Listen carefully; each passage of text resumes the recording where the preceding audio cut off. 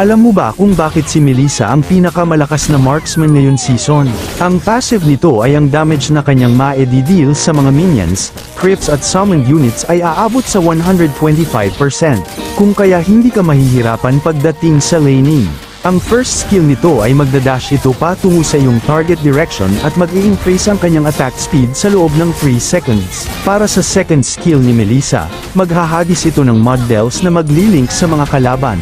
Magbibigay ito ng damage at slow effect sa mga nakapitan ng sinulid sa loob ng 6 seconds, at kapag nag-basic attack ka sa mga kalaban na nakalink dito, ikukuman dito si Giggles na atakihin si Model at magta-transfer ito ng certain percentage of damage sa mga kinakapitan nito.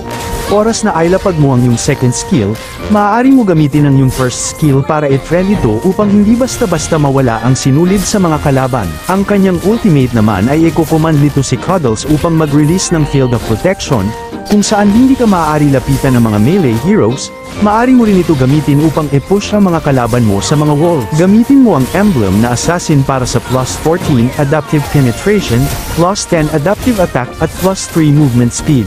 Swift para sa additional 10% attack speed. Tenacity kung saan kapag bumaba ang iyong HP below 50% ay madadagdagan ang iyong physical at magic defense by 15. At Quantum Charge kung ikaw ay magde-deal ng basic attack ay magkakaroon ka ng 30% increase na movement speed sa loob ng 1.5 seconds at mare-restore ang iyong 75 up to 180 HP.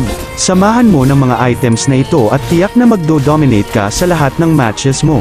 Karamihan sa mga viewers ko ay di pa naka-follow sa page ko. Sana ay may time ka para pindutin ang follow button para lagi kang updated sa mga tutorial videos na tiyak makaka-improve ng gameplay mo. At sa tingin ko'y hanggang dito na lang muna. Sana'y may natutunan ka, mag-focus parati sa game dahil lahat ay pwedeng manalo sa late game. Hanggang sa muli.